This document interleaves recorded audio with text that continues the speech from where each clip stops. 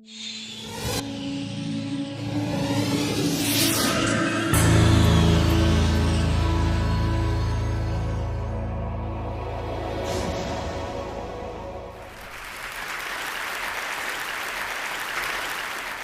a great honor to be here.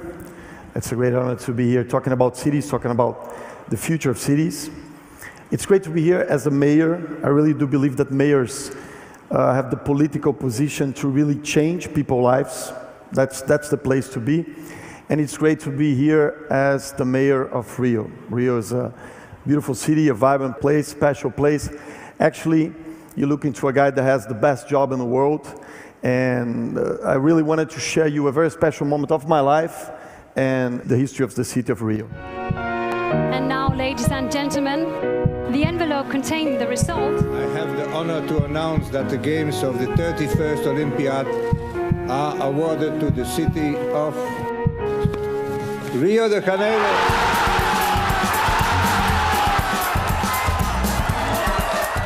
Okay. That's very touching, very emotional, but it was not easy to get there. Actually, it was a very hard challenge. We had to beat the European monarchy. This is Rei Juan Carlos, King of Spain. We had to beat the powerful Japanese with all their technology. We had to beat the most powerful man in the world, defending his own city. So it was not easy at all. And actually, this last guy here said a phrase a few years ago that I think fits perfectly to the situation of Rio winning the Olympic bid. I mean, we really showed that, yes, we can. And really, this is the reason I came here tonight. I mean, I came here tonight to tell you that things can be done, that you don't have always to be rich or powerful to get things on the way, that cities are a great challenge. It's a difficult task to deal with cities, but with some original ways of getting things done, with some basic commandments, you can really get cities to be a great, great place to live. I want you all to imagine Rio. I mean, you probably will think about a city full of energy, a vibrant city full of green, and nobody showed that better than Carlos Saldanha last year's Rio. Wow.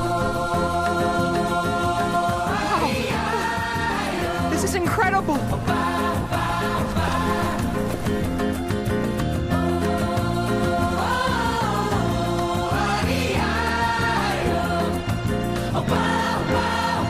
Okay, some parts of Rio are pretty much like that, but it's not like that everywhere. We, like every big city in the world, we got lots of people, pollution, cars, concrete, lots of concrete.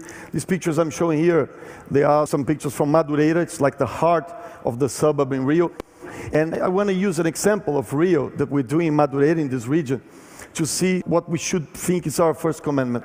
So every time you see a concrete jungle like that, what you got to do is find open spaces. If you don't have open spaces, you got to go there in open spaces. So go inside these open spaces and make that people can get inside, can use that spaces. This is going to be the third largest park in Rio by June this year.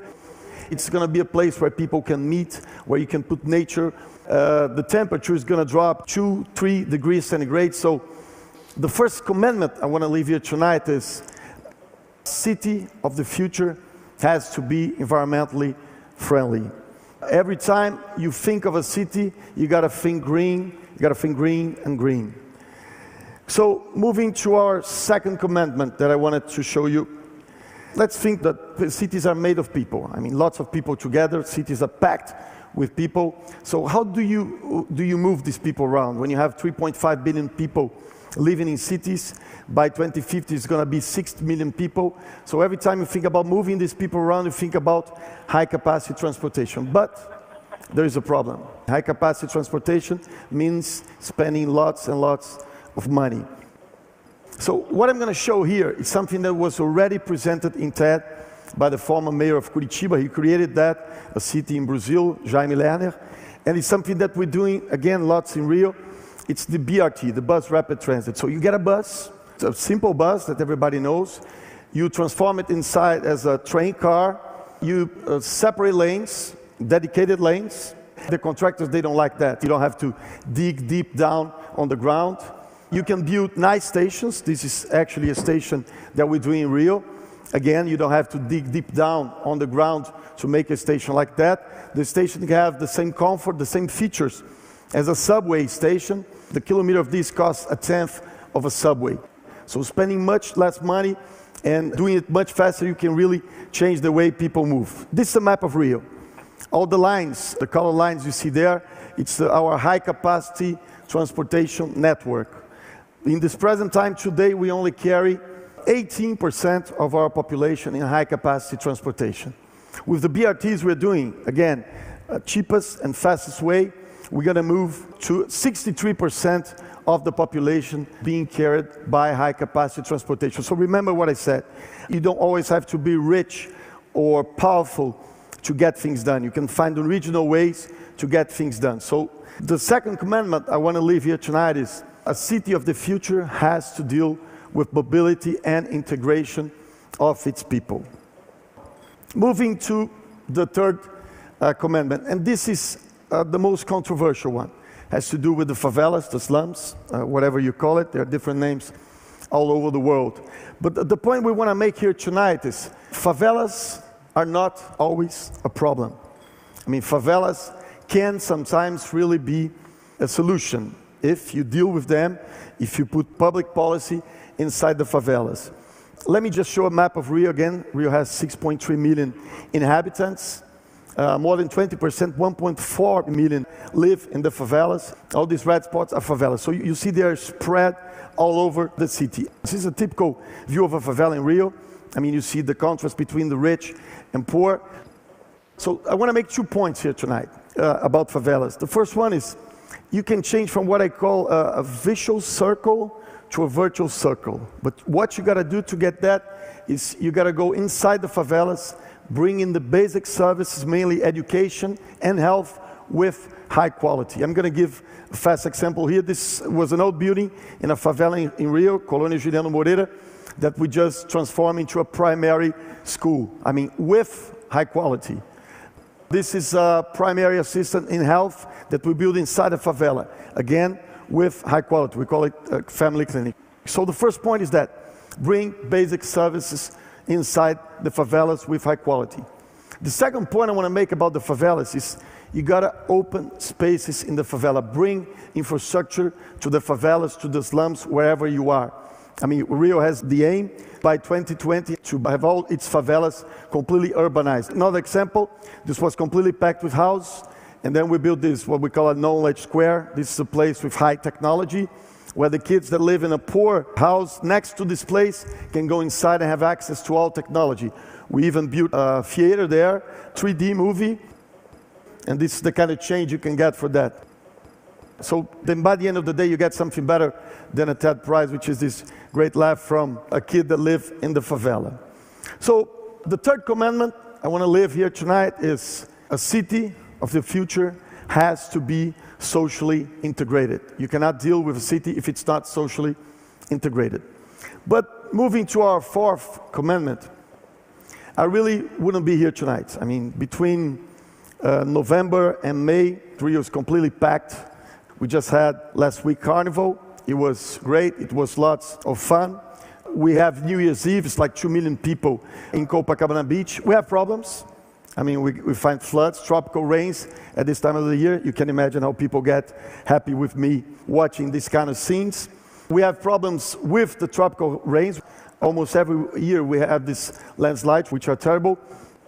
But the reason I could come here is because of that. This was something that we did with IBM. That's a little bit more than a year old. It's what we call the Operations Center of Rio. And I wanted to show that I can govern my city using technology from here, from Long Beach. So I got here last night and I know everything. We're going to speak now to the Operations Center. This is Osório. He's our Secretary of Urban Affairs. So Osório, good to be there with you. I've already told it to people that we have tropical rain this time of the year. So how's the weather in Rio now? Weather is fine. We had a fair weather today. Let me get you our weather satellite radar. You see just a little bit of moisture around the city. Absolutely no problem in the city in terms of weather today and in the next few days. Okay, how's the traffic? I mean, we this time of year get lots of traffic jam. People get mad at the mayor, so how's the traffic tonight? Well, traffic tonight is fine. Let me get you one of our buses, one of our 8,000 buses, a live transmission in downtown Rio for you, Mr. Mayor. You see the streets are clear. Now it's 11 p.m. in Rio. Nothing of concern in terms of traffic. I'll get to you now the incidents of the day. We had heavy traffic early in the morning and in the rush hour in the afternoon, but nothing of big concern. We are below average in terms of traffic incidents in the city. Okay, so you're showing now some public services. These are the cars. Absolutely, Mr. Mayor. Let me get you the fleet of our waste collection trucks. This is live transmissions. We have GPSs in all of our trucks, and you can see them working in all parts of the city. Waste collection on time, public services working well. Okay, Osório, thank you very much. It was great to have you here. We're going to move so that I can make a conclusion.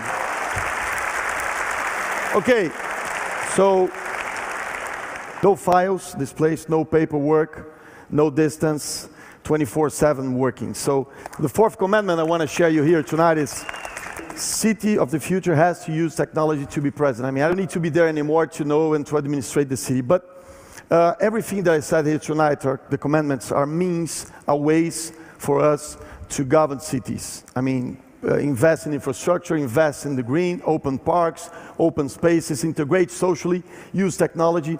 But by the end of the day, when we talk about cities, we talk about gathering of people. And we cannot see that as a problem.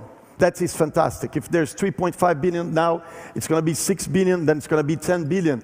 That is great. That means that we're going to have 10 billion minds working together, 10 billion talents together. So a city of the future, I really do believe that it's a city that cares about its citizens, integrates socially its citizens. A city of the future is a city that can never let anyone out of this great party, which are cities. Thank you very much.